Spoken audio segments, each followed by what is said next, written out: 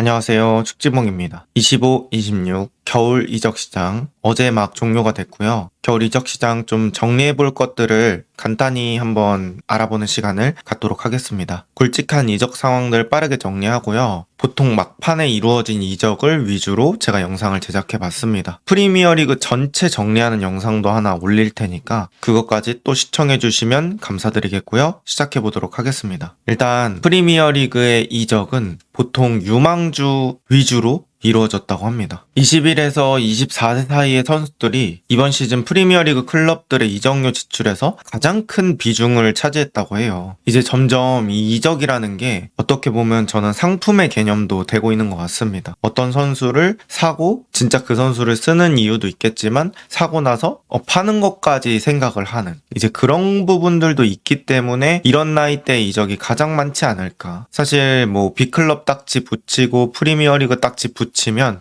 이 선수가 엄청난 성공을 거두지 못했더라도 이 수요들이 있더라고요. 저는 뭐 레시포드 같은 선수 사실 맨유 마지막에 보여줬던 그런 모습 봤을 때는 이거 괜찮은 클럽 갈 수 있나 싶었는데 또 바르셀로나 같은 클럽으로 임대 가는 거 보고 나서 확실히 이름값 있고 유명한 선수들 내지는 뭐 B클럽에 딱지가 붙었던 선수들은 괜찮은 클럽 갈 수 있구나 이런 것들이 많이 느껴졌습니다. 그리고 되게 눈에 띄는 부분이 있죠. 바로 초록색이에요. 초록색이 25에서 28세 사이 우리가 흔히 전성기로 얘기하는 그런 나이대의 선수들 이 나이대 선수들의 총 이적료가 7억 파운드가 넘었대요. 이번 시즌. 근데 이게 2425 시즌 같은 연령대 선수들에게 투자된 금액의 2배가 넘는 수치래요. 이번 시즌은 뭐 즉시 전력감 내지는 전성기 선수들도 영입하는 경우들이 많다. 그리고 그냥 전체적인 저 막대기를 보시면 점점 이적 시장에 쓰는 돈이 커지고 있죠. 그냥 돈을 더 많이 쓰고 있다. 이적 시장 인플레이션이 심해지고 있다. 이렇게 보실 수 있을 것 같습니다. 하지만 빅식스는 좀 돈을 많이 쓰지는 않았던 것 같아요. 이 겨울 이적 시장이에요. 역사적으로 빅식스는 겨울 이적 시장에 지출을 많이 하지 않았고 첼시가 이제 겨울에 돈을 많이 쓰기 시작하면서 요 흐름이 조금은 변동된 느낌이 있습니다. 첼시가 2023년 1월 이적 시장에서 뭐 엔소, 무드릭, 주앙 펠릭스, 바디아실 막 이렇게 영입하면서 그때 당시 겨울 이적 시장 단일 규모로는 최고점을 찍었거든요.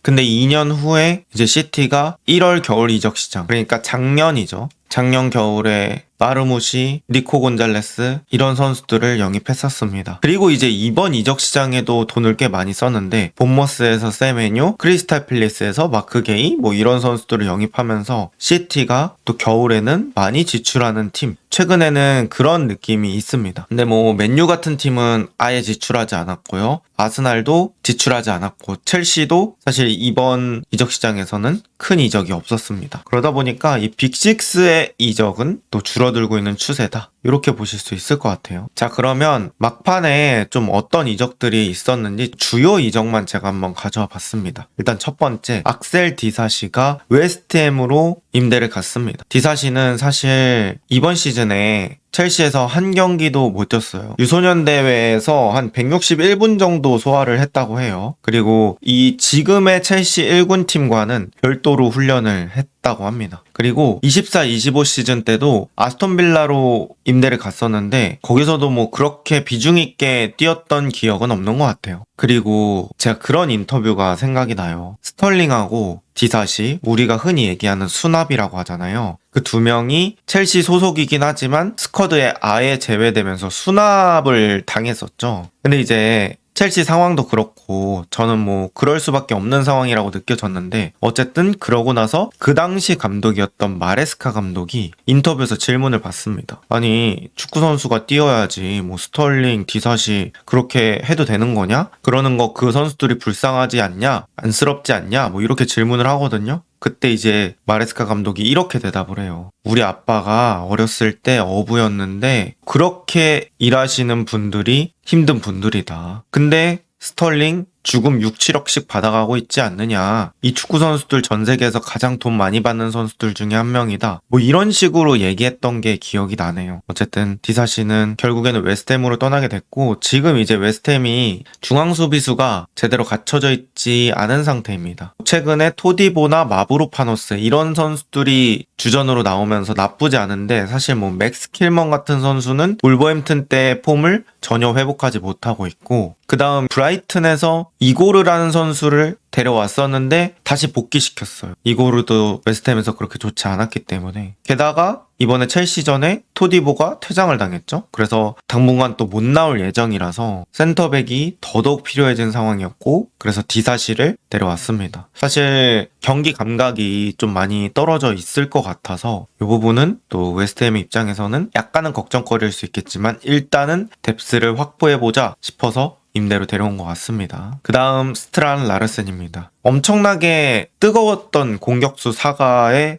어떤 중심 같은 선수였죠. 막 스트란 라르센이 이적해서 뭐 마테타가 어떻게 되고 막 이러면서 여러 팀이 물고 물리는 상황이 한번 벌어졌었거든요. 근데 결국에 스트란 라르센은 팰리스로 이적을 했습니다. 이적료는 4,300만 파운드에다가 500만 파운드 옵션이 있고요. 계약 기간은 4년 반, 2030년 까지입니다. 클럽 레코드래요. 그래서 스트랄 라르센 엄청나게 비싼 금액에 데려왔고 라르센은 사실 원하던 팀이 이번이 처음이 아니죠. 뉴캐슬이 그때 이삭을 판매하고 스트라이커를 찾지 못하고 있을 때 라르센에게 꽤 큰 금액을 제시했었는데 사실 울버햄튼은 라르센을 팔면 이거 우리가 스트레이트 강등당하지 않을까? 뭐 이런 상황이었기 때문에 그때 당시에 라르센을 보내기엔 좀 어려운 상황이었고요. 이제 시간이 지나서 또 지금 감독은 라르센보다는 톨루, 황희찬 이런 선수들을 사용하는 거에 더 익숙해져 있습니다. 그 다음 또 마테우스 마네라는 선수가 불쑥 튀어나오면서 이렇게 선수단이 어느 정도 자리를 잡았고 그 다음에 라르센은 사실 강등당하고 나서는 선수 가치를 더 높게 팔기는 어렵거든요. 그래서 냉정하게 울버햄튼이 지금 강등 가능성이 제일 높은 팀이니까 강등 당하기 전에 팔아서 재정이라도 강화해 볼까? 뭐 요런 느낌의 이적일 수도 있을 것 같습니다. 그리고 이제 울버햄튼은 대체자로 사우스햄튼에서 암스트롱이라는 공격수를 영입했는데 이 암스트롱은 스피드가 엄청 빨라요. 그래서 역습 특화된 공격수로 사용해 볼 수 있을 것 같습니다. 어쨌든 라르센이 팰리스로 가서 또 어떤 공격력을 보여줄 수 있을지 그 다음에 이제 뒤쪽에 말씀드리긴 할 텐데 마테타가 지금 무릎 부상이 있어가지고 또 그 마테타의 부상 자리를 잘 채워줘야 될 것 같습니다. 한번 얘기를 또 해볼게요. 마테타는 원래 AC 밀란으로 가려고 했는데 메디컬 테스트에서 탈락을 했대요. 그리고 뭐 무릎 부상 이렇게 안고 있는데 영입을 억지로 해가지고 또 망한 사례들이 있기 때문에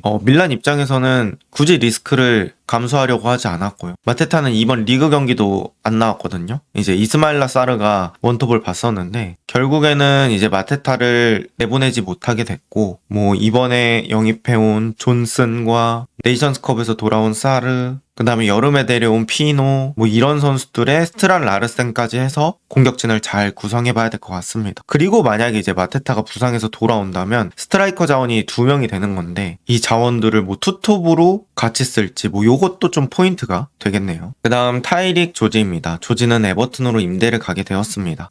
첼시에서 에버튼으로 임대인데 완전 이적 옵션이 포함되어 있고요. 구매 옵션은 3천만 파운드 정도 추정이 되고 있습니다. 지금 에버튼의 그릴리시가 이제 발부상을 당하면서 공격 옵션이 줄어든 상태거든요. 그리고 이제 모에스 감독이 그릴리시 남은 시즌 어려울 수도 있다 이런 식으로 인터뷰를 해가지고 지금 오른발잡이 윙어 옵션이 없는 상태예요. 조지가 사실 뭐 지난 시즌에 마레스카 있을 때 가끔씩 나오면서 윙어도 뛰고 스트라이커도 뛰고 그랬습니다만 사실 저는 스트라이커는 안 어울린다고 생각을 했거든요. 스트라이커 쓸 선수가 없어서 억지로 쓰는 느낌? 그런 느낌이 있었고 저는 오히려 윙어에 또 잘 맞다고 생각을 하는데 엄청나게 또 적극적인 선수까지는 아니어서 에버튼이 또 어떻게 활용할지를 한번 지켜봐야 될 것 같습니다. 어쨌든 어린 나이에 프리미어리그 경험이 있다. 이런 부분이 좀 어필 포인트가 되지 않았나 싶고 사실 조지는 원래 플럼이랑도 이적 직전까지 갔었죠. 근데 이제 그때도 성사가 되지 않았는데 어쨌든 프리미어리그에서 계속 연락이 오고 있다. 이거는 조지의 가능성을 또 여러 팀들이 높게 보고 있는 것 같습니다. 그 다음 앙헬 고메스입니다. 울버햄튼으로 임대 갔고요. 완전 이적 옵션이 포함이 되어 있다고 합니다. 구매 옵션은 700만 유로. 고메스는 모든 대회에서 20경기 정도 출전을 했는데 그게 대부분 뭐 교체였고 그렇게 많은 경기를 소화하지 못했습니다. 그래서 팀 내 입지가 좀 많이 흔들렸어가지고 울버햄튼이 좀 데려왔고요. 울버햄튼이 뭐 암스트롱도 데려오고 고메스도 데려오면서 공격 자원을 데려왔거든요. 그래서 반등의 실마리를 또 제공할 수 있을지 지켜봐야 될 것 같습니다. 그 다음에 루크먼입니다. 루크먼은 아탈란타에서 아틀레티코 마드리드로 이적했고 이적료는 3,500만 유로에 500만 유로 옵션이 있습니다. 뭐 루크먼은 아탈란타 유로파 우승에 되게 기여를 많이 했죠. 그때 당시에 무패 우승으로 주목받았던 알론소 감독의 레버쿠젠 상대로 정말 환상적인 활약을 펼치면서 좋은 모습을 보여줬고 아틀레티코 마드리드가 뭐 라스파도리, 코너 갤러거 이런 선수들을 보내면서 막 여러 대안을 검토하고 그랬었거든요. 근데 이제 결국 루크먼을 영입하는 데 성공을 했고요. 아틀레티코 마드리드는 아탈란타랑 좀 그 커넥션이 있다고 해야 되나? 그런 것 같아요. 라스파도리도 그렇고 골키퍼 무쏘도 그렇고 루제리라는 레프트백도 이번에 데려왔는데 아탈란타 출신이고 그 커넥션이 잘 뚫려 있는데 그걸 잘 활용했던 것 같습니다. 그 다음 멘도사라는 중앙 미드필더를 엘체에서 데려왔습니다. 아틀레티코 마드리드가요. 리그 내 이적이고요. 엘체는 이제 라리가 팀인데 어쨌든 리그 경험이 있는 선수를 데려왔다. 여기서 좀 큰 의미를 가져갈 수 있을 것 같고